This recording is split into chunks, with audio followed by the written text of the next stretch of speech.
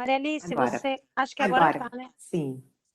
Então, boa tarde a todas e a todos. É com muita alegria que eu recebo aqui na nossa plataforma de cursos a nossa querida irmã Jacinta Turoni Garcia, religiosa do Instituto das Apóstolas do Sagrado Coração de Jesus.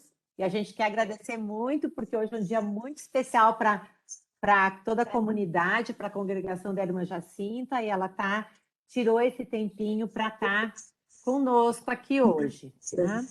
Ela possui graduação em bacharelado em letras, português e inglês pela Universidade do Sagrado Coração, licenciatura em pedagogia na mesma universidade, depois concluiu o mestrado e o doutorado também na Pontifícia Universidade Urbaniana de Roma e revalidou na Universidade Católica. De 2006 a 2008, ela cursou na Pontifícia Universitária Lateranense de Roma, no pós-doutorado, as disciplinas filosóficas e participou do Grupo Internacional de Pesquisas, orientada pela professora Ângela Lesbello. Foi reitora do Sagrado Coração de Jesus, da Universidade em Bauru, durante muitos anos. E a irmã Jacinta, então, é a primeira doutora brasileira a concluir uma tese sobre Edith Stein. E ela é também uma das grandes responsáveis pela difusão do pensamento dessa autora, né? Até 2000 sozinha, e a partir de 2001 foi ela que trouxe a professora Ângela Lesbello pela primeira vez aqui ao Brasil, né? E realmente foram responsáveis pela difusão da Edith Stein e também da fenomenologia de Russell aqui entre nós. E ela trabalhou especialmente sobre a questão da formação da pessoa humana e os aspectos pedagógicos na obra de Edith Stein.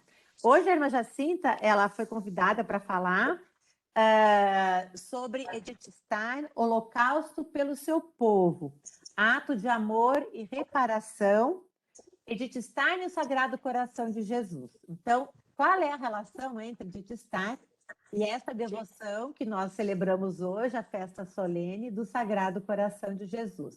Então, eu passo a palavra à irmã Jacinta, eu agradeço muito, não vou perder mais muito tempo, vou deixar ela falar. E qualquer coisa que vocês podem colocar no chat, eu vou estar olhando aqui e a gente vai acompanhando também.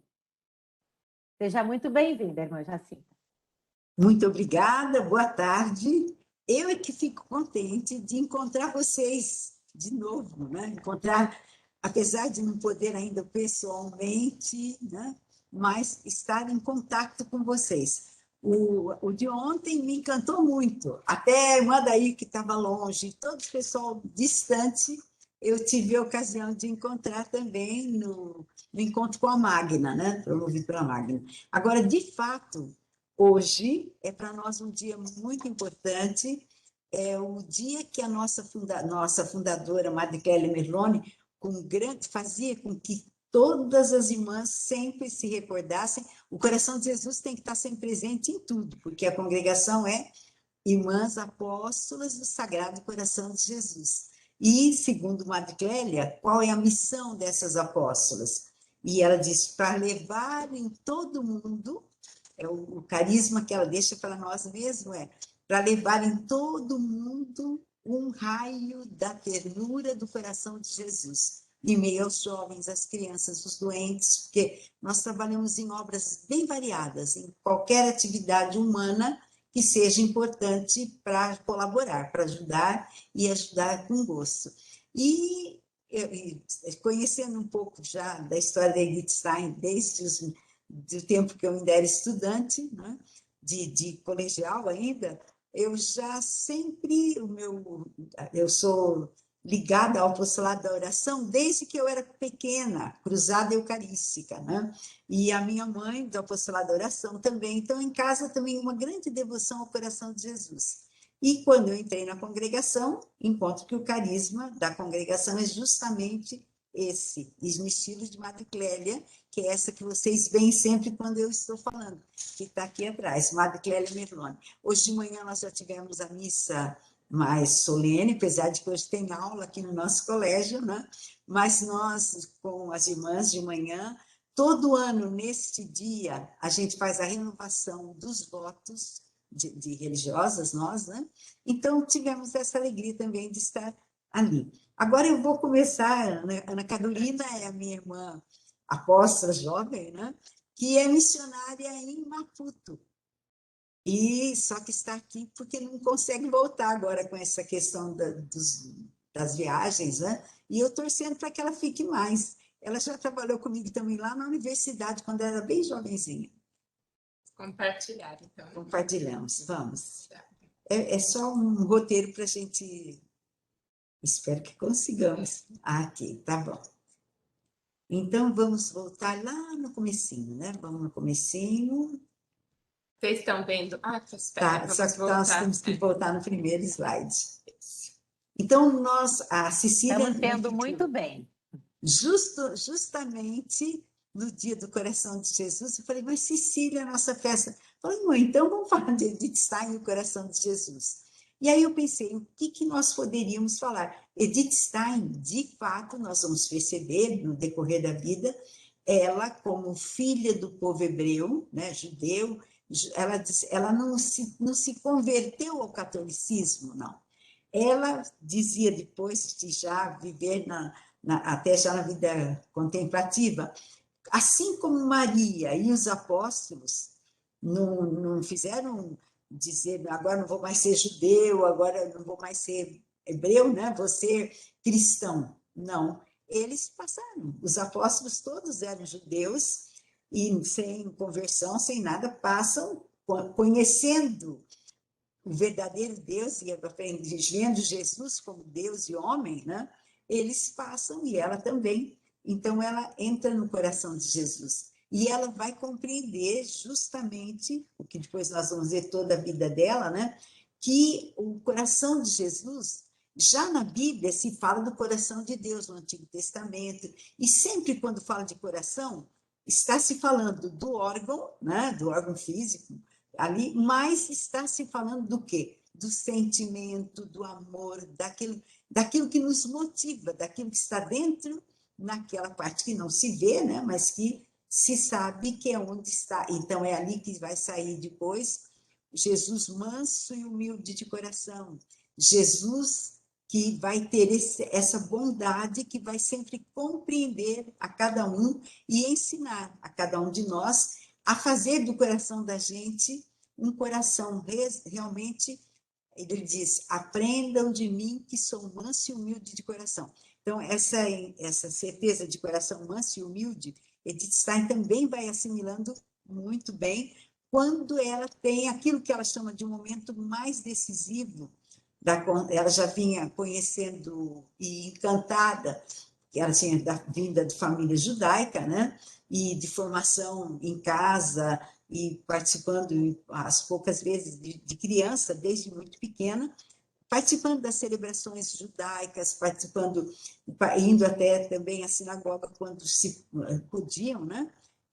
Mas ela vai percebendo, ela inteligente, isso nós já falamos bastante outras vezes, não é o caso de demorar hoje, ela vai, até quando ela chega na adolescência, ela não está encontrando sentido em continuar vivendo uma forma, essa forma de vida, mas também ela não conhecia ainda outras formas que poderiam ser diferentes. Só sabemos que ela diz, naquele tempo, desde ela conta quando é grande, né? Em todo o período da vida dela, a busca da verdade foi a minha única prece. Então, sempre buscando a verdade, e como nós já vimos, quem participou ontem também já viu, que ela sempre foi coerente, né? Ela era uma pessoa reta, verdadeira, e justamente pela grande inteligência que ela tem desde pequenina, ela vai sempre buscando, mas ela não vendo sentido, ela vai também mudando. Então, mas isso ali que nós pusemos como símbolo, por quê? Nós, do Apostolado de Oração, nós que somos formados no cristianismo desde crianças, também aprendemos que a gente aprende reza, né? sacrifica-te ser apóstolo. Era o lema da gente na Cruzada Eucarística Infantil. Reza, sacrifica-te ser apóstolo. Para fazer o quê? Para reparar por aqueles que não rezavam, não se sacrificavam pelo que acontecia de mal no mundo. E ela, então, ela vai dizer quando é que ela sentiu essa mudança. Olha, ela vai se tornar, depois dessa mudança de vida dela, ela poderia ter fugido do Holocausto, ela poderia ter sido salva, ela poderia aceitar gente que tentou trazê-la para a América Latina, porque ela era muito conhecida e muito valorosa dentro da filosofia e da cultura, né? Mas ela nunca aceitou, porque o seu povo era aquele. Então, ela vai sempre colocar esse holocausto pelo seu povo. E por quê? Porque quando ela vai perceber, quando um amigo, que era muito querido, um professor assistente de Russell, que era o Heinecke, tinha falecido, e a esposa de Heinecke, os dois são cristãos, né? A esposa do Heinecke, a Edith Stein, tinha que ir lá consolar e conversar, e estava preocupada, o que eu vou dizer, né? Quando ela chega lá, na casa dessa senhora, ela vê que essa senhora realmente tem fé, acredita, e sabe, o seu marido tinha morrido não em Auschwitz, mas na guerra, né? E aquele momento já era terrível na história do século XX, que já vem vindo, é a Primeira Guerra Mundial, logo depois ainda vai começar também a Segunda Guerra. Aí ela lá se encontra com essa senhora e vê que ela tinha uma fé forte e viva. Então ela escreve, né? Neste momento a minha incredulidade derrubou e resplandeceu o Cristo no mistério da cruz. Aí ela vai passar realmente a fazer aquilo que ela via em outros que tinham fé, né? Ela já tinha um outro exemplo, justamente com a irmã do Heinecke, que era religiosa, que a leva um dia a entrar numa igreja católica, né? E quando ela vê naquela igreja uma senhora simples do povo, que está ali rezando, adorando, de joelhos, e que vem lá com a sua sacolinha de compras, deixa a compra e vai, e fica tempo grande lá naquela igreja, não para olhar a obra de arte, não, rezando e adorando. Então, ela também já naquele momento, ela sente, e pensa, na sinagoga não vejo nunca ninguém ficar lá fora do horário do culto, só se vai nesses lugares na hora do culto. Então, ela já percebe que alguma coisa é diferente entre os cristãos. E aos poucos ela vai se encontrando, Deus vai favorecendo, já os próprios filósofos, amigos que tinham encaminhado seus primeiros estudos, tanto Max Scheler, com grupos de estudo que fazia, e também, principalmente com Husserl, que dá como um trabalho para ela, logo no primeiro curso que vai fazendo lá, eles têm que ler também a Bíblia, encontrar, porque o fenômeno religioso também eles vão verificar, e então ela fala, mas como será possível que esses grandes sábios, né, que eu conheço, que são grandes, e são de família judia, e são cristãos, né? Alguma coisa vai mexendo com ela e vai mudando. Então, aqui já vamos chegar, deu um passo bem grande para mostrar realmente onde vai aparecer o amor intenso ao coração de Jesus, no estilo daquilo que é sugerido por Santa Margarida Maria Alacoque, naquilo que nós, do Apostolado da Oração, da vida católicos, né, cristãos também, acreditamos que é aquilo que o coração de Jesus pediu a Santa Margarida Maria Alacoque, que os papas daqueles tempos, né, já estão anunciando através das encíclicas, das cartas, e essa devoção que cresce cada vez mais, e até hoje muito forte na igreja, ela vai começando a entender e perceber também isso.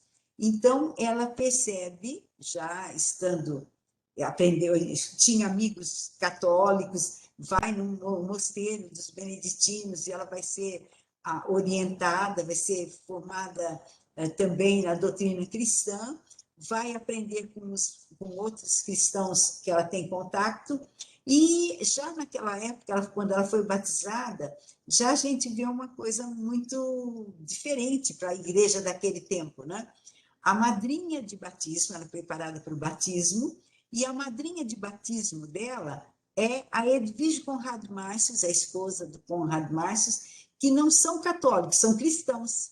E a igreja daquele tempo permite até isso, né? Ela já madura e conhecedora, estudiosa já de Santo Tomás, de tudo. E aí, sem problemas, né? Ela faz o seu batismo, né? E ela foi batizada, e ela já tinha dentro dela um desejo de se consagrar a Deus, e vai buscar depois a forma de entrar no Carmelo. E por que o Carmelo?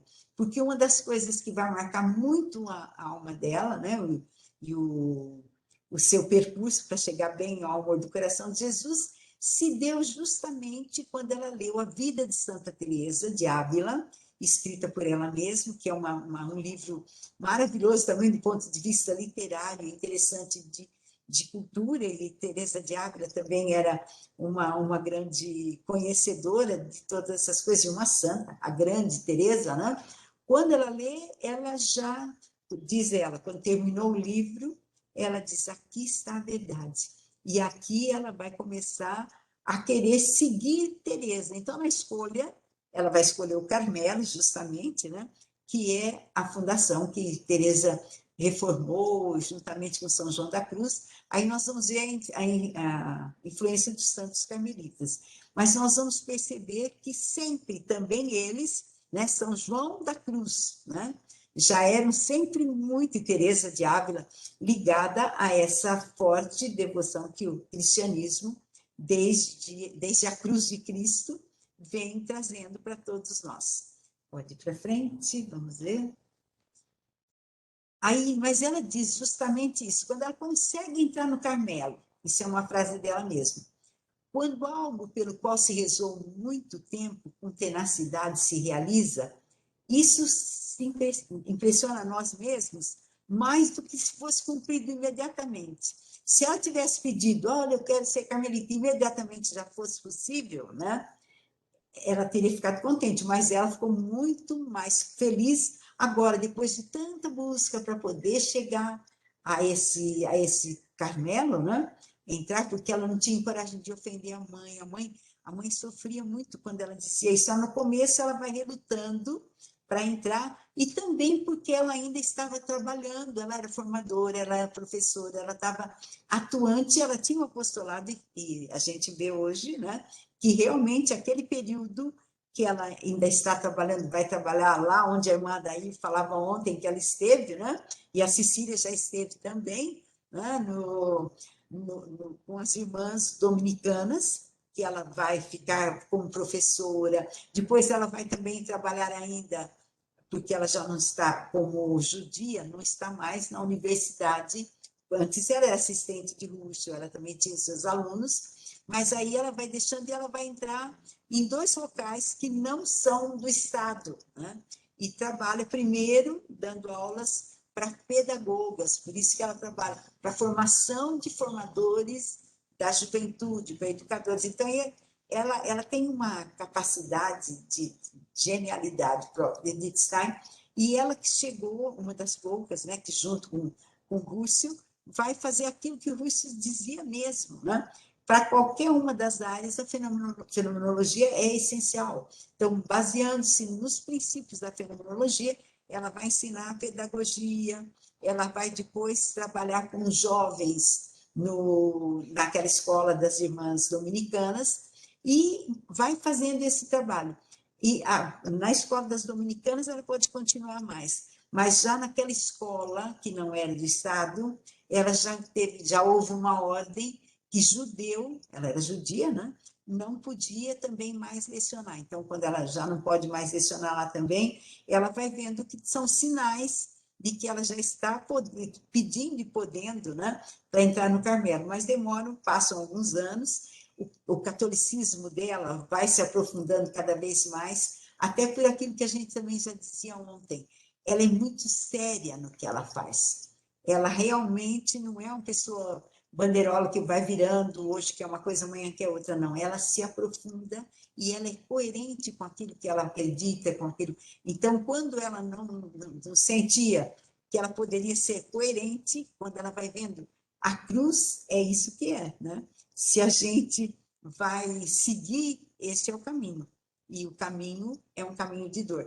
Ela tem uma grande devoção também no Antigo Testamento, ela conhece, né?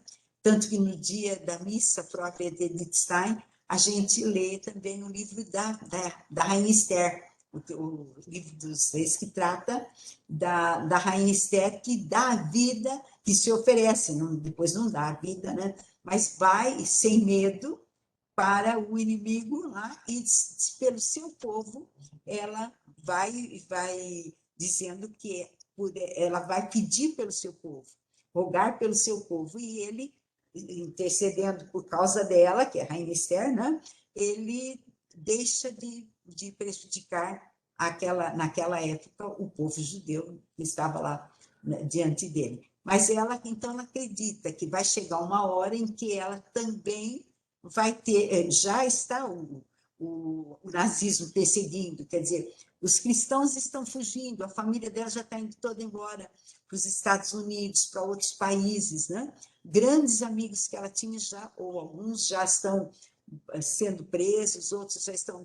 Demora um pouquinho para começar a aprender realmente, a levar para Auschwitz e para os outros cárceres, né? Onde os nazistas estavam prendendo, os cristãos batizados. Mas depois de um tempo, já quando Hitler vai ficando mais furioso ainda e tudo mais, eles vai chegar a ela, e ela tem consciência disso. Aí ela vai dizer, né? Naquele dia que ela tinha feito, em 1938, né? Quando ela vai lá vai fazer a primeira profissão, então ela, doravante o meu, ela diz a mesma frase de João da Cruz, o meu único ofício é amar. Então, o que ela diz? Ela reza, isso vai também numa carta que depois ela manda, que ela falou sobre, assim fez: coração divino do meu Salvador, já é o coração de Jesus mesmo, prometo-te solenemente aproveitar todas as ocasiões para te causar alegria.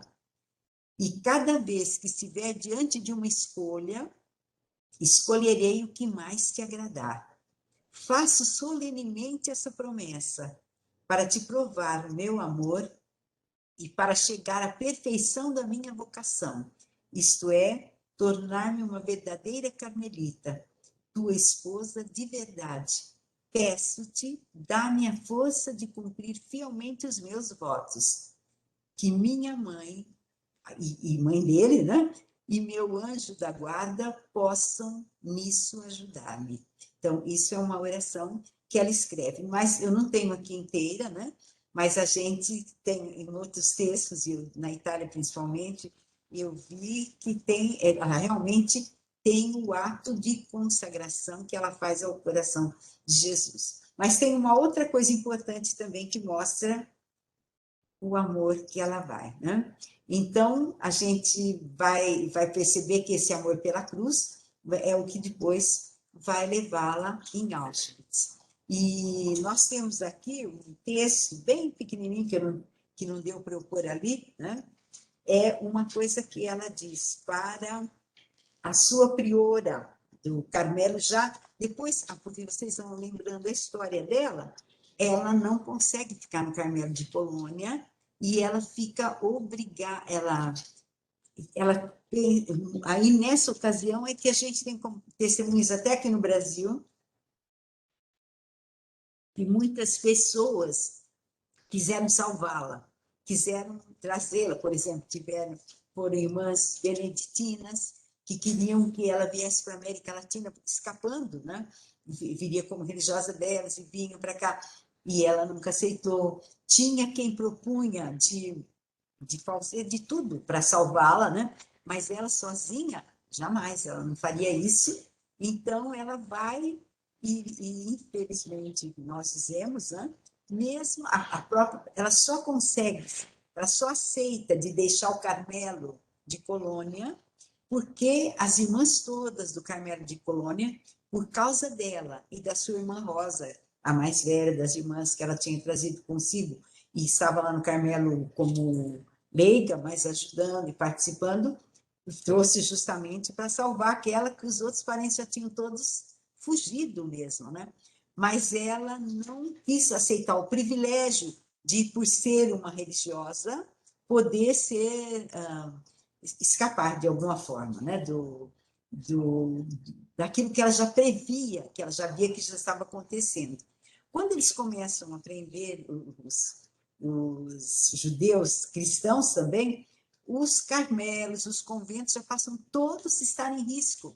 E a presença de uma pessoa judia no Carmelo de Colônia poderia prejudicar a comunidade. Então, aí ela aceita e vai para a Holanda, e pensando que na Holanda ainda não está acontecendo tudo isso, né? Então, ela vai. E de lá, quando ela já está na Holanda, apenas passa um tempo, lá ela vai continuar em todos os lugares. No Carmelo, ela continua seus estudos, seus escritos. Ela era preciosíssima na área da filosofia, de tudo, e as superioras, vendo isso, diziam, não, continua. Então, ela escreve muita coisa linda ainda no Carmelo de Colônia, em livros importantes, né? Sobre Tomás de Aquino, sobre comparação das obras, e livros muito importantes que a facilidade dela nessas coisas é espantosa até. E quando ela vai para a Holanda, dão a ela a tarefa, e ela vai no das Carmelitas mesmo, né, de concluir, de escrever. Ela tinha começado já lá na Alemanha a escrever a vida, a cruz, né, a história de São João da Cruz, que é o livro que a Ciência da Cruz, ela dá o título de Ciência da Cruz, e está escrevendo, né? Aí, então, ela diz, a gente só vai aprender uma ciência depois que já estiver passando por ela. E vai na Holanda, e ela tem, a congregação faz de tudo para ela se ocupar, e acolhem com amor e tudo mais. E mais lá, quando já vai chegando em 1942, em plena guerra, né, a Segunda Guerra Mundial, um dia lá na cidade onde ela estava, lá na capital da Holanda, e onde ela estava, quer dizer, abrangendo a Holanda inteira, a Igreja Católica e algumas igrejas evangélicas também fizeram junto uma manifestação nos cultos e nas missas, né, contra o regime nazista. E no dia seguinte já começam a recolher todos os judeus, inclusive no convento onde ela e a sua irmã estão. Então, vamos para frente?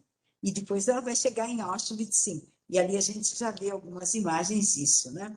Quando ela já estava ela lá na Holanda, não falou, não, eu não vou, então não quis se esconder, nem fugir, não. Ela foi. E a última frase que as irmãs daquele convento escutaram, ela dizendo para a Rosa, sua irmã, vamos pelo nosso povo. Então, ela dá a vida pelo seu povo, ela tem certeza que ela está indo e não vai ter escapatória, não.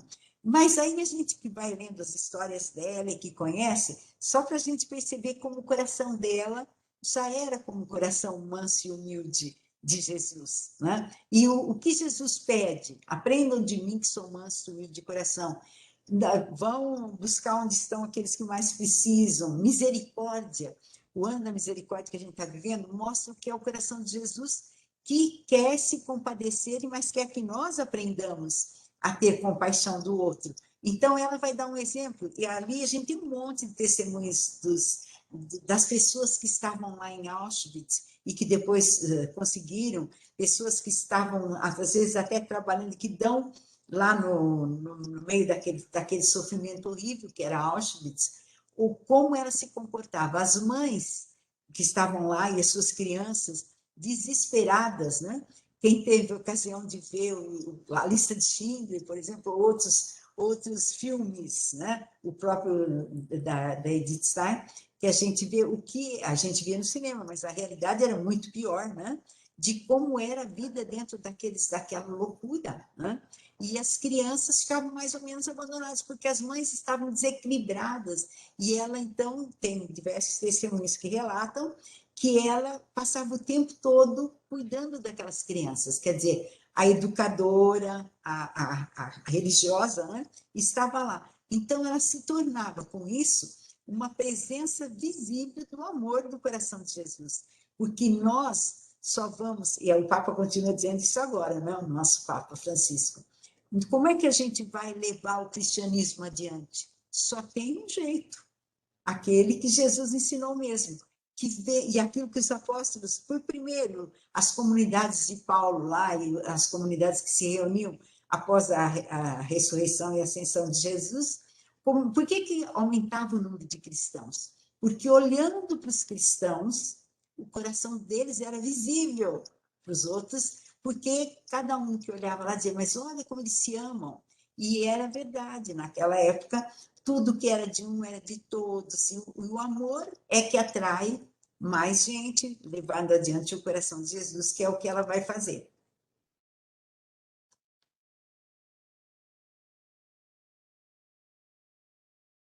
Esperem um pouquinho, está um probleminha aqui, técnico.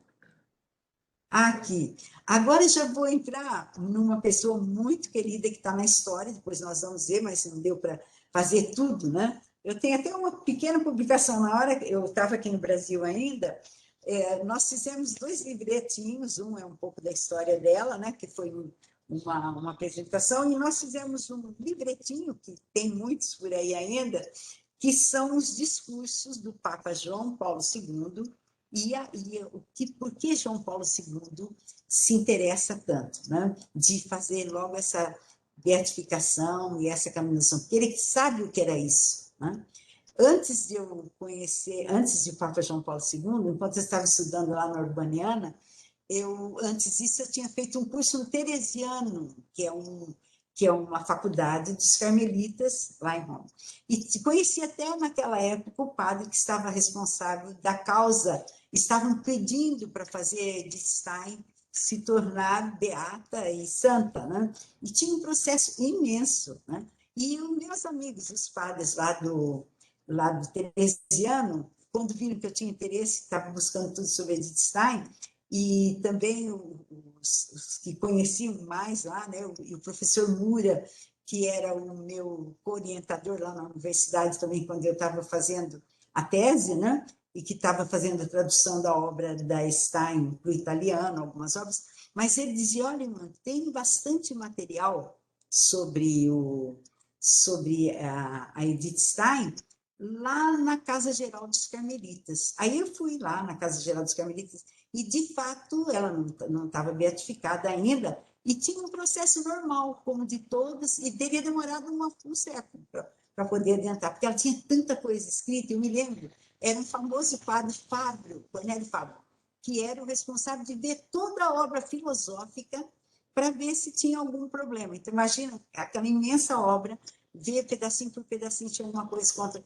E eles estavam trabalhando com tanta vontade, mas tinha coisa linda, de foto e tudo mais, e eu ficava encantada. Mas logo depois, quando eu já estava concluindo e tudo mais, o Papa João Paulo II, que também era da Polônia, porque hoje a cidade onde Edith Stein nasceu, que era na Alemanha naquele período, depois da guerra durante aquele período, já passa para a Polônia, né? Então, lá hoje, a cidade dela é na Polônia, e o Papa é polonês, e também tinha sido aluno de Max Scheler, de Romain Garden, e também conhecia o Papa, ela morreu relativamente jovem, Edith Stein, né, com 42 anos, o Papa ainda conhece como aluno os seus professores, e tem toda uma veneração. E o Papa Wojtyla, a professora Ângela sabe muito bem, antes de ser Papa, ele já ia lá em Roma participar dos grupos,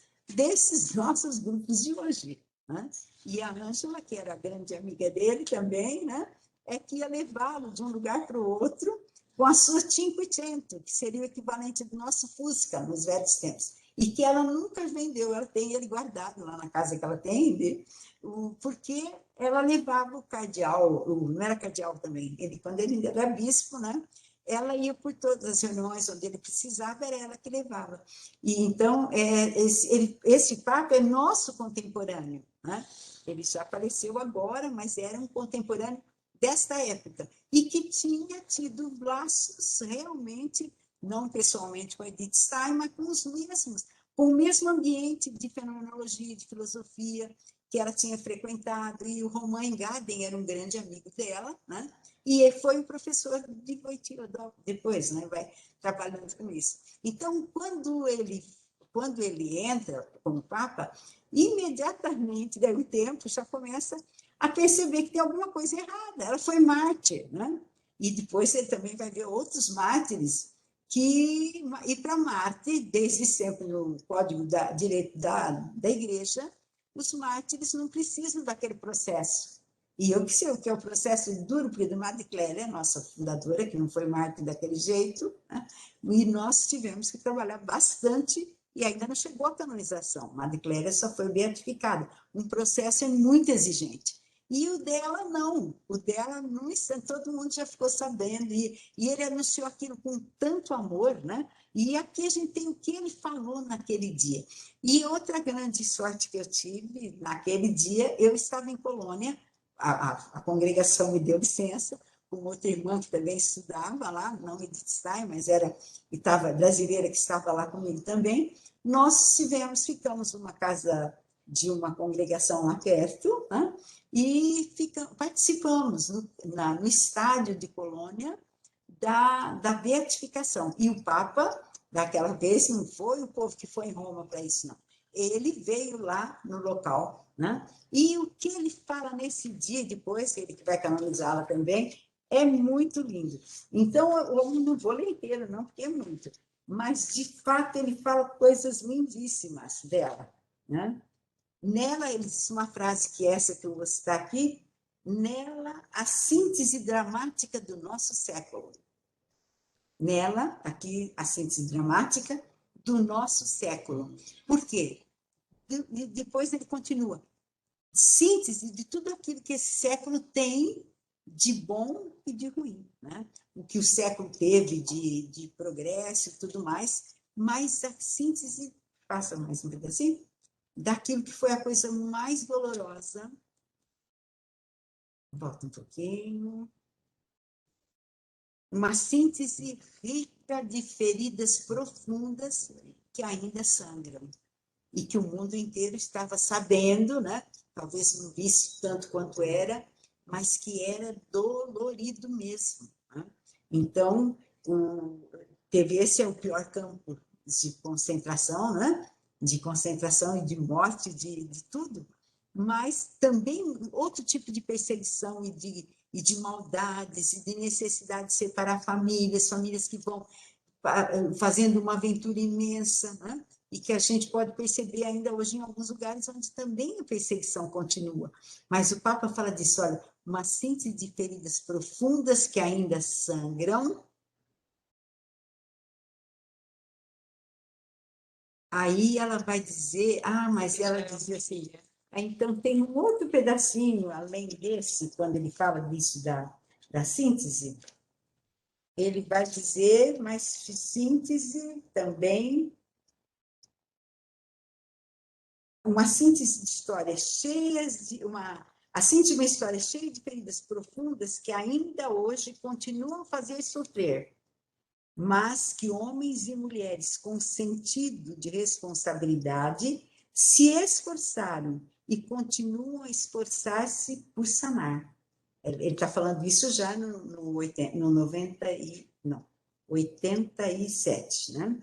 Ele vai dizer, mas que ainda hoje nós vamos continuar lutando para melhorar. Síntese ao mesmo tempo daquilo tudo, especialmente na figura de Edith Stein, síntese ao mesmo tempo da verdade plena sobre o homem, num coração que esteve inquieto e insatisfeito enquanto não encontrou a paz em Deus. Está se referindo a Edith Stein, que é essa dona, que era essa síntese de tudo, mas que é principalmente a síntese de uma mudança que se vê, né? Porque de uma pessoa que só ficou com o coração inquieto é o termo de Agostinho também, né?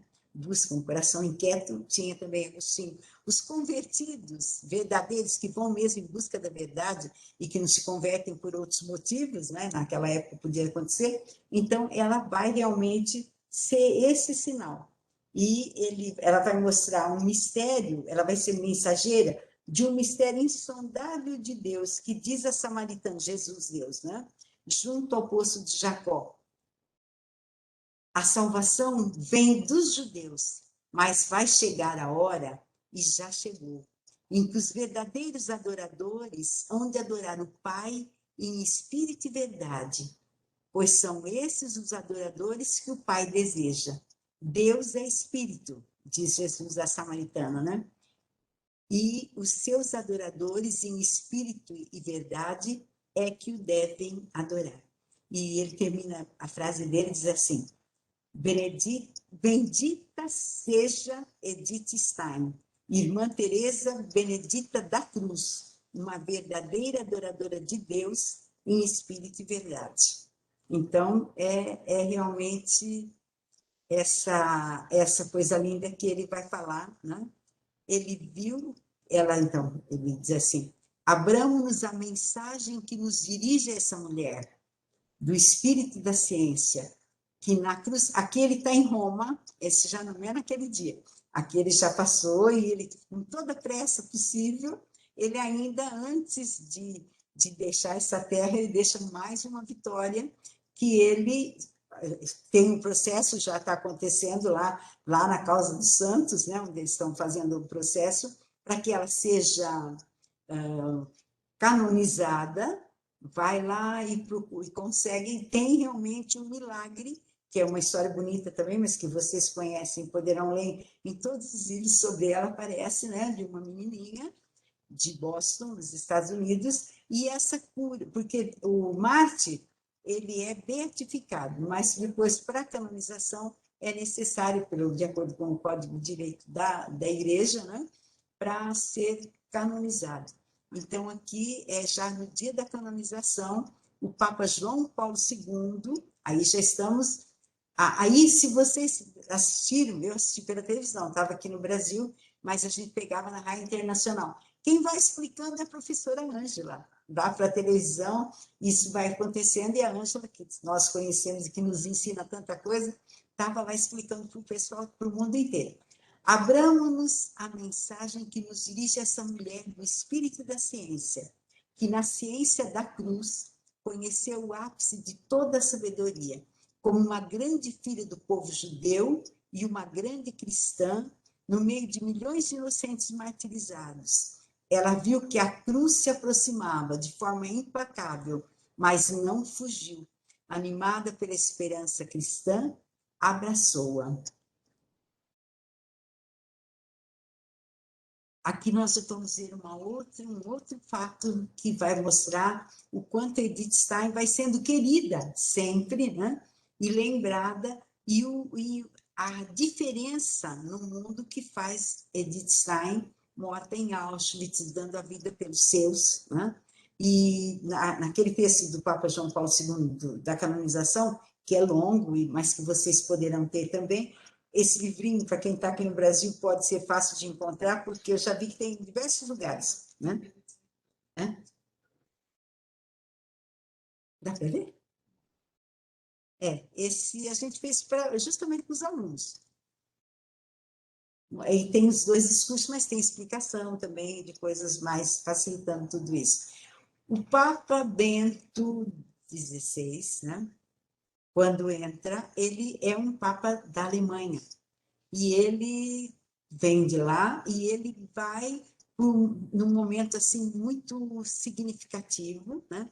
Ele fez questão de ir a Auschwitz.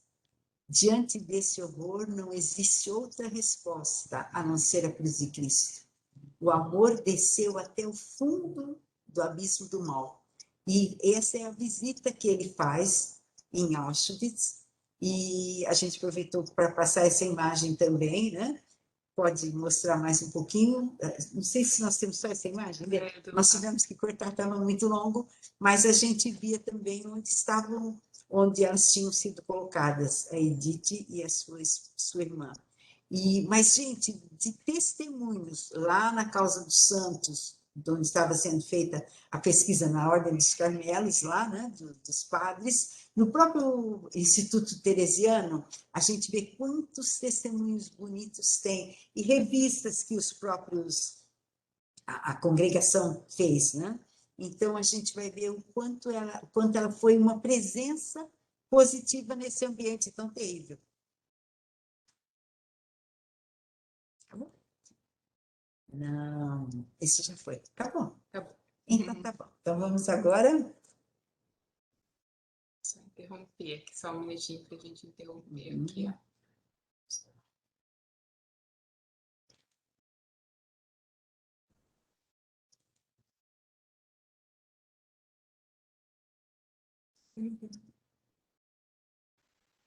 Não está voltando. O que Só um aconteceu? minutinho. Vamos interromper a nossa participação. É parar de compartilhar, né? Acho que é lá em Então, cima. a gente não está abrindo a tela. E o só que um minuto. nós conseguimos fazer para abrir a tela? Espera lá. Você está compartilhando, vamos Ah, falar. eu acho que tem que fechar, isso já aconteceu Pronto, comigo. agora Deu. sim. Agora Agora deu sim. certo. Então, tá bom. Agora eu quero ver as Ai, carinhas de muito- vocês que Ah, estão então, aí. muito obrigada, irmã Jacinta. Quem puder, né, quiser abrir também o vídeo, e eu agradeço. E eu quero saber se alguém tem perguntas para colocar também para a irmã Jacinta, né? Aproveitar, né, que ela está aqui com a gente. E eu queria fazer uma pergunta, irmã Jacinta. Fala, Cecília. Hoje mesmo eu estava gravando aquele pequeno videozinho e lendo, né, lendo aqui nos escritos autobiográficos que a Edith foi assistir fez uma vigília na primeira sexta de abril de 1933, né? Foi uma das coisas e foi lá que ela percebeu que Jesus pedia para ela levar a cruz do seu povo, mas ela não sabia como. Naquele momento, ela depois, inclusive, o Gabriel postou no Instagram, hoje tem um Instagram muito bacana, chama-se Edith Stein Filósofa, em que tem umas anotações da Edith, mas já de 38, sobre o Sagrado Coração de Jesus. Ela chegou a fazer parte do apostolado da oração, quando ela era leiga? Você sabe isso, irmã Jacinta? Não assim, pessoalmente participando, mas o espírito do apostolado da oração, o apostolado da oração é uma coisa tão linda, né? Criada pelos jovens jesuítas, que tem toda uma paixão também pela cruz e pelo coração, né? E pela devoção de Santa Margarida Maria. Ela não chega a fazer parte, pelo que eu sei, né? Pode ser que tenha alguns outros detalhes, mas tem coisas assim que não deu para apresentar tudo. Tem, por exemplo, a grande devoção dela ao coração de Jesus, que eu queria mostrar também. Ela tem um bilhete dela pedindo para a priora para poder fazer o ato de entrega de amor ao coração de Jesus. Tem um pedido de um dia de reparação mesmo, quando ela fala diretamente ao coração de Jesus, pedindo, entregando a sua vida pelo seu povo. Né? Então, isso a gente vai perceber. Esse holocausto, por isso que eu dei lá no título, Holocausto pelo seu povo, é aquilo que ela entendia também, esse é um dos passos da reparação, né? No estilo de Santa Margarida Maria, que foi anterior a ela, e que certamente a cultura dela, que era tão grande, isso, e depois que ela vai se tornando cada vez mais próxima, passando os tempos dela lá no convento dos padres que a orientavam, e não é, a conversão dela se dá realmente de forma pensada, porque mas ao mesmo tempo de forma coerente com aquilo que ela esperava. Sim. Ela vê nos outros, ela faz certinho aquilo que diz Jesus, né? E aquilo que o povo dos primeiros cristãos dizem, vejam como eles se amam. Ela já começa a sentir uma diferença quando ela vê que Russell, tão importante para ela, o maior filósofo, era cristão, né? Quando ela vê que Heineken ela admirava pela bondade, então ela considerava aquilo uma coisa linda, era uma coisa diferente, ela vai já percebendo tudo aquilo.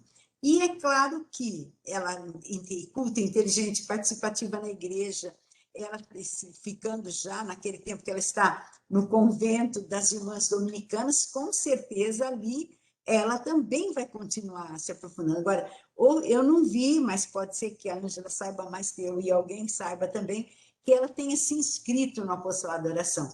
Não, porque ela já estava se planejando, era mesmo para entrar no Carmelo. Ela só não entra muito imediatamente, porque ela vai aos poucos agradando a mãe, ficando com ela. O sofrimento, isso que é a dor no coração mesmo, o afeto materno que ela tem. A mãe era o ídolo de sempre para ela também. Era na mãe que ela se inspirava, né? Então, quando ela vai lá e vê a mãe chorando, e vê a mãe vendo os outros irmãos que estão indo para longe, então o que ela pensa? O coração dela deve ficar doendo bastante, mas ela vai fazer aquilo que ela, do coração pelo qual ela já se encantou mesmo, que é aquilo que promove, que faz a gente ser feliz na vida religiosa, porque ninguém vai na vida religiosa por outro motivo e fica feliz, né? Quem vai na vida religiosa ou para estudar, a gente vê hoje também quantos casos, né? De pessoas que entrou só porque lá talvez na casa estava com muita dificuldade, obrigava muito em algum lugar, e essa pessoa não perdura, não resiste, porque a vida realmente a nossa de vida ativa é rigorosa, e a delas naquela época era muito mais, né? Então ela é muito coerente. Mas esse amor do coração de Jesus, que foi proposto pelos jovens jesuítas, naquele período em que o Papa logo depois vai começar a devoção ao coração de Jesus, vai ficar muito mais intensa, já em 1900 mesmo, né? Que vai começar a ficar bem divulgado, os papas vão promover, né? A gente eu fui cruzada eucarística desde 7 anos, primeira comunhão, na minha paróquia toda, todo mundo era para apostolado da oração, minha mãe, minha avó, e a gente participava disso, e era o reza, comunga, sacrifica de ser apóstolo, olhar o coração de Jesus e reparar. A palavra reparação eu aprendi desde pequena também, por aqueles que não rezam, por aqueles que... Reparar por quê? Pelos grandes pecados da humanidade, por aqueles... E todo mês, até hoje, né, desde que o apostolado da oração foi fundado, o Papa é que dá as intenções que a gente reza todo dia, e vocês que são do apostolado da oração e que conhecem, é uma coisa linda. Mas isso está em sintonia com tudo aquilo que ela já vai fazendo no Carmelo. Mas tem um momento em que ela, já no Carmelo da Holanda, ela pede licença, porque uma religiosa não pode fazendo, tem que pedir licença para a superiora. Ela pede licença para a priori, isso tem escrito, a gente acha nos escritos também, né? Para poder se oferecer como vítima pelo seu povo, ao coração de Jesus, em reparação. Por isso que eu pus ato de amor e de reparação. É um ato de amor e de reparação pelo seu povo. E depois tem o ato de consagração, que ela reza também, diante com a comunidade, numa sexta-feira, né? Que é a festa do coração de Jesus naquele ano. Ela reza aquilo que nós todos, quem é da apostolado da oração e quem é apóstola, como nós, hoje nós tivemos toda uma cerimônia diferente de renovação das nossas promessas, dos votos, né? Da vida religiosa, e desse ato de amor e de reparação, que nós rezamos todos os dias, o ato de amor e reparação, todos os dias nas nossas orações. E elas também, porque, num certo sentido, Santa Margarida Maria Alacoque, que também era da Visitação, quer dizer, os grandes santos, depois dessas manifestações do coração de Jesus, fizeram isso com muito, muito gosto, né? As promessas do coração de Jesus já são do tempo de Edith Stein, ela certamente conhece, né? E vai viver, e depois quem vive o amor, conhece o coração de Jesus. O coração de Jesus é amor, e ele se expressa, e ela, disso nós não temos a menor dúvida, que ela tinha um grande amor ao coração de Jesus. Muito obrigada, é verdade, tudo é muito verdadeiro. Mais alguém quer fazer alguma pergunta? A irmã Jacinta? Sobre esse tema de holocausto e reparação, e Edith Stein. Bonito que a senhora colocou, né, irmã Jacinta, que não é que ela estava fazendo uma coisa e depois foi uma mudança total de vida quando ela se tornou carmelita, mas tudo é uma continuidade, né? Aquela busca pela verdade, ela permanece a mesma, né? Agora, eu acho pela lindo. verdade. Deixa eu falar uma coisa também. Eu acho lindo uma coisa que a Ângela também sempre lembra, né, para nós. Não existe conversão, ela não faz abjurar a religião do judaísmo, ela não renega o judaísmo. É verdade. Ela diz assim como Maria. Maria é uma judia que depois tem Jesus e é a cristã, primeira cristã, nós dizemos. Maria, primeira cristã, é a primeira que já tem Jesus Cristo dentro de si, e é a mãe de todos os cristãos, tanto a nossa devoção a Maria é isso. Mas e os apóstolos? E Paulo, que era um perseguidor, e de repente não vai fazer abjurou, não, se transforma e passa e se tornam apóstolos. Então, vão continuar. Então, a primeira comunidade dos cristãos, que era aquela que tinham tudo em comum e que se viviam e se reuniam com harmonia, é o primeiro testemunho de cristãos, mas nós não sabemos em lugar nenhum que eles tenham ido lá jurar o judaísmo. Jesus é judeu e Jesus ama. Então, a vida de Jesus na cruz é por todos os homens, por todos os seres humanos, mas é primeiro pelos seus. Ele é daquele povo. Né? E quando a gente vê no Antigo Testamento, como é linda a linguagem quando fala do coração do nosso Deus. Agora, se nós temos a fé e sabemos que a Trindade é Deus, um só Deus, em 3 pessoas, quando nós dizemos o grande amor de Deus a nós, intenso, né? Não tem uma diferença. Hoje eu tenho amor a Jesus, amanhã tenho Jesus, a Deus Pai e ao Espírito Santo. É sempre o amor em nós, amor a Deus, é o amor, é o coração de Jesus, que está amando dentro de nós e conosco. Então, isso, Madre Clélia, a nossa fundadora, que tem também essa grande devoção, esse grande amor, ela também diz continuamente isso, né? O coração de nosso Deus é o coração de Jesus. Jesus nos ama. Então, lembra, Madre Clélia diz assim, vocês vão ser apóstolas, nós, as apóstolas do futuro, né? Apóstolas do amor, apóstolos para levar ao mundo, do Sagrado Coração de Jesus, para levar ao mundo, as jovens, as crianças doentes, um raio da ternura do coração de Jesus. Quer dizer, é uma sintonia grande. Os santos todos, se a gente for procurar, tem essa sintonia, né? Porque vai ser bem assim. Aqui tem um Gabriel Araújo que está mandando uma mensagem. Vamos ver o que é ali? O que ele diz? Gabriel Araújo é um seminarista que está em algum lugar e escreveu. Boa tarde, Gabriel. Sou seminarista e estou na etapa do discipulado na filosofia. Com a graça de Deus, pretendo escrever o meu artigo em Edith Stein. Faça isso. E olha quantas tias e quantas professoras. Aqui a gente faz... Ângela disse, né? Mas nós, professoras de pequenas, tias, mas aqui vocês têm uma porção de professores, educadores, né? E eu vejo quantos jovens já estão fazendo essas teses, né? Eu sou sempre convidada, eu estava longe, né? Banca de tese, agora mesmo tem mais uma que eu vou acompanhar, outra tese, outra que estou acompanhando de um que está lá no norte do Brasil, mas está ligado à PUC do Paraná. Então, os jovens amam Edith Stein.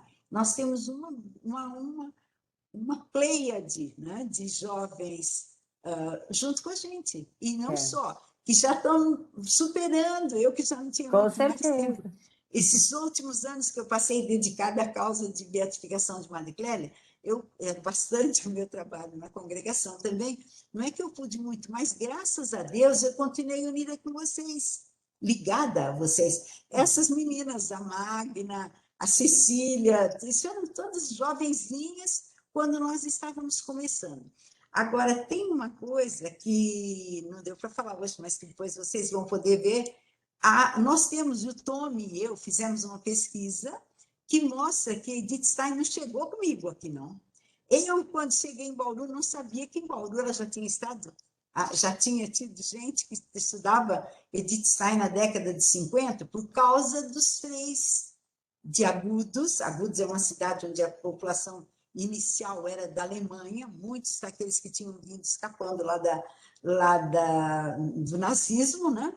Estão nessa região. E os freis daquele local, que tem uma grande casa de retiros lá hoje, é no seminário nos velhos tempos, esses freis eram os alunos de von Breda, que é um que estava na Bélgica naquele período e que salvou e que eram discípulos de Husserl. Tanto que quando o Husserl morre antes da profissão religiosa da Edith Stein, mas a sua esposa continua e está de idade e está em perigo, porque Husserl eles só não mataram logo antes, porque eles tinham medo, porque Husserl era famoso no mundo inteiro e não quiseram fazer isso. Mas a esposa dele corria risco. E von Breda recolheu os escritos de Husserl, e era frei, né? E foi lá, e levando também a Malvina.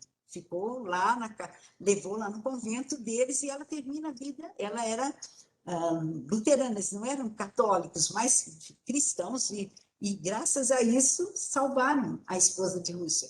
E esses três, naquele tempo da guerra, né, também tinham que escapar da Alemanha e da Holanda e foram para o Brasil. E lá no Brasil, esse seminário deles, o que a gente tem de material, e eu cheguei a conhecer um frei, que depois me deu um pouquinho de aula de alemão e que me ajudou tanto, e que conheceu realmente o Von Breda e os outros, né? E depois disso, também nós vamos descobrindo, quando o Tom e eu começamos a pesquisar, quanta coisa tinha já existido no Brasil. Ontem nós falávamos também até uma peça teatral, feita por um daqueles que era frei lá naquele local mesmo, em Agudos, dessa mesma ordem, Edith Stein na Câmara de Gás, traduzido pelo Manuel Bandeira, que é um escritor que todo mundo conhece, e que passou em teatros do Rio e de São Paulo, na década de 50, ela não era nem beatificada, nem canonizada ainda, não se sabia que seria, né? Mas a peça teatral com Cacilda Becker, com os maiores atores e atrizes daquele tempo, né? Então, e tem uma pré-história, nós já apresentamos isso num congresso em Bari, nós já apresentamos isso em Porto Alegre, então existe um texto do Tommy e meu. O Tommy pesquisou tudo na área de psicologia e de fenomenologia, e eu pesquisei mais nessa outra área de seminários, de locais, e onde, partindo da minha própria universidade, que eu vou descobrir que na década de 50, quando eu não era nem irmã ainda, lá eles já tinham um grupo de estudos Edith Stein, para professores. Então, é uma coisa... Deus vai ligando os nossos pontos. Com certeza, ele vai conduzindo tudo. Ai, mas está ótimo, a gente começou um pouquinho mais tarde, mas eu quero agradecer, meu Jacinta, muito, muito mesmo, muito bom a gente ter tido mais todas essas informações tão amorosas, esses slides lindos com essas fotos, agradecer muito, e nesse dia especial, ainda mais para a sua congregação, né? Eu sinto que isso foi um carinho muito grande a nós, e a gente vai tentar mesmo gravar e depois divulgar essa gravação para que mais pessoas conheçam, gostem, né? Tem vontade de estudar a Edith, essa grande síntese do nosso século, e a síntese também, né? Entre a dimensão intelectual, a dimensão da razão e a dimensão da fé, né? Uma síntese de diálogo que é muito boa, muito frutífera e muito importante para o mundo de hoje.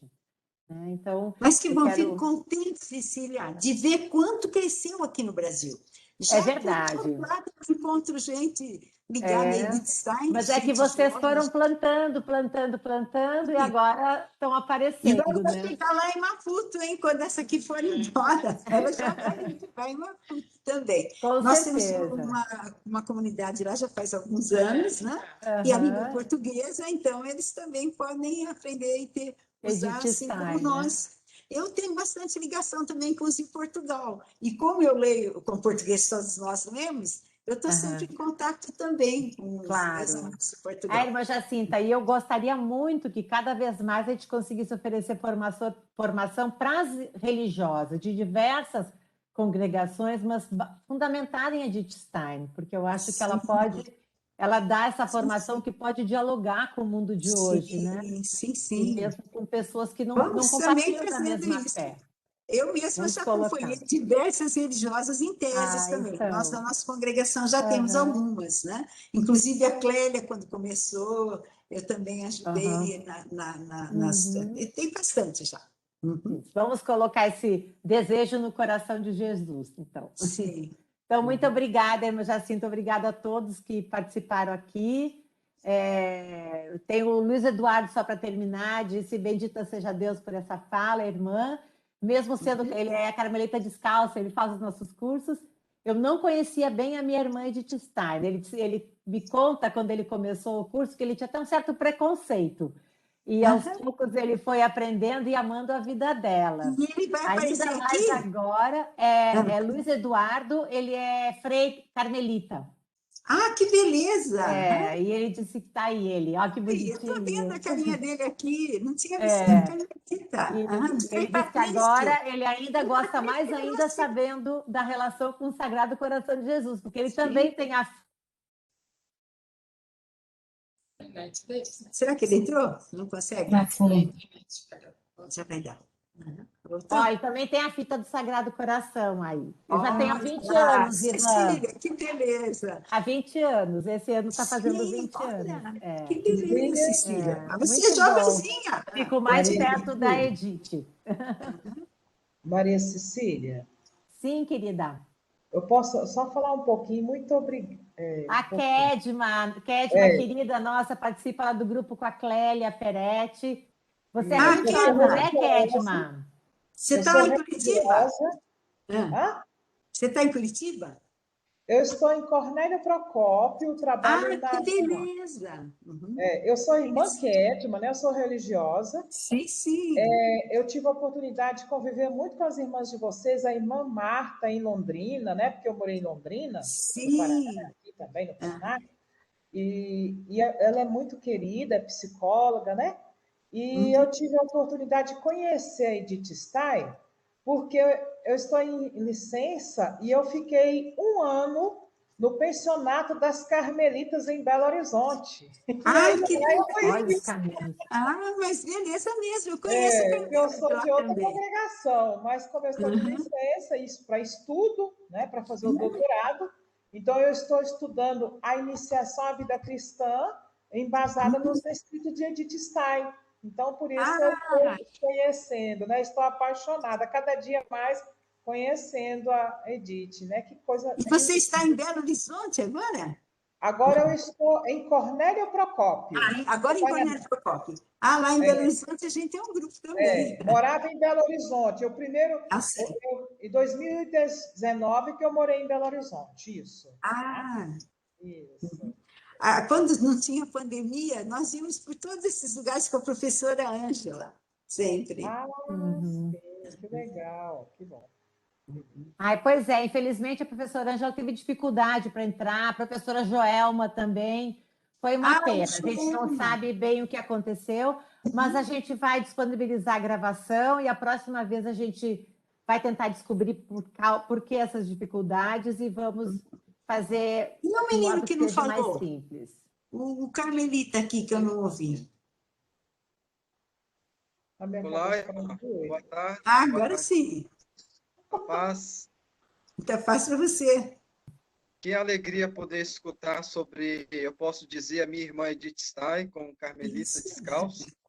E como havia dito a professora Maria Cecília, eu tinha, sim, um preconceito muito grande em relação a Edith Stein, principalmente porque a gente vem, assim, do interior, né?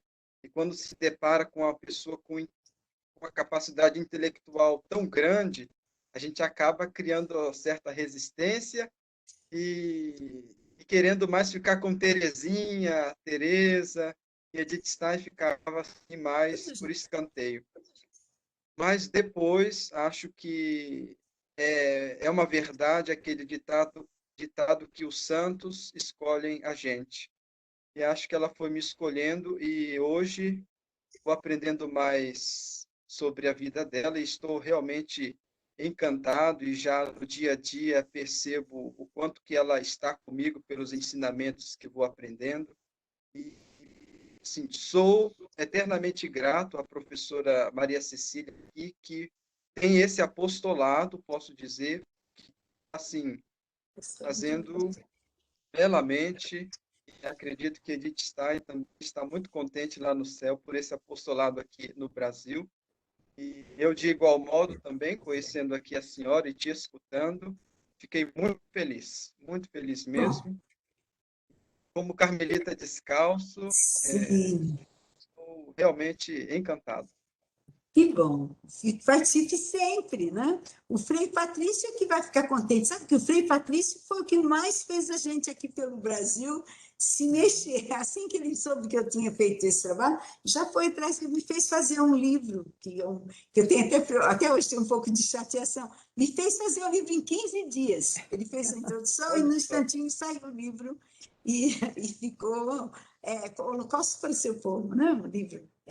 E foi o Frei Patrício que me fez conhecer a irmã Jacinta, em 2002, né? No Carmelo Descalço, a gente teve um encontro em São Roque de 3 dias sobre Edith Stein, e ele chamou a irmã Jacinta para falar sobre Edith Stein, filósofa.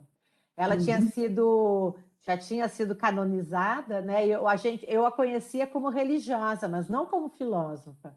E foi pela irmã Jacinta que eu a conheci como filósofa também. Foi muito bacana e foi um amor à primeira vista, né, irmã Jacinta? E sabe Foi que para o muito povo bom. mais simples, Cecília, você acha que deve ter ido também alguma vez. O Frei Patrício estava ele era provincial naquele tempo, por ali também, né? Isso. E ele estava lá na Santa Cecília, em São Paulo, na igreja de Na Santa ali, Terezinha. Santa Terezinha. Aí Eu fiz o curso com ele, 3 anos, e a Ângela maravilhoso. também, cada vez que a Ângela vinha, se a gente não fosse lá, e ele, às vezes, de louco, assim, ele ligava, mas como ele fazia também tanto bem para a nossa congregação, porque ele também vinha dar retiros para as nossas irmãs. Aí a Mar dizia, não tem como dizer não para ele, vai lá. Então, às vezes, ele me chamava hoje, de manhã, para eu vir de noite lá fazer uma palestra, que ele já tinha convidado todos os devotos, e a gente fazia o que podia. O Frei Ele vive na Patrício foi a origem providência, dessas né? coisas. Vive. Muito bom. Então, gente, muito obrigada. Obrigada, irmã Jacinta, tem Cecília, uma não tarde abusando da longa. bondade de Não, é da vocês, senhora, porque a eu senhora queria tem uma falar tarde uma coisa. longa.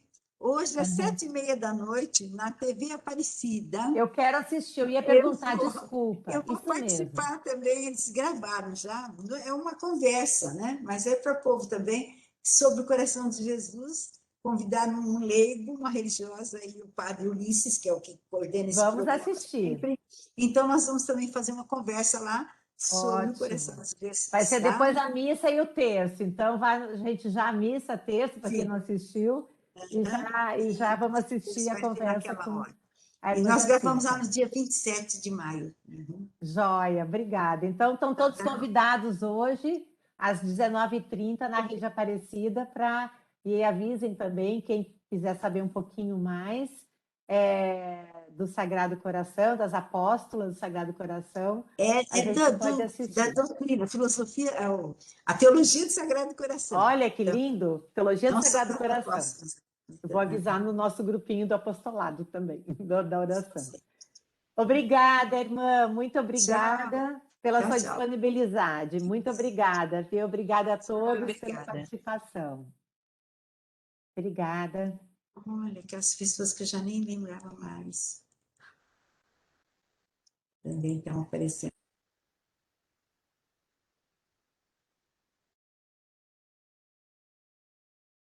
Oi, Oi, Maria Alice. Você está em casa? Ai, tadinha.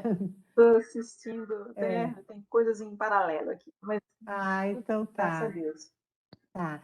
Maria Alice, a gente consegue depois disponibilizar essa gravação, porque eu acho que todo mundo que se inscreveu e não conseguiu, ou mesmo que se inscreveu, a gente podia mandar por e-mail. Oi, Doris, tudo bem? Que bom que você conseguiu. Fico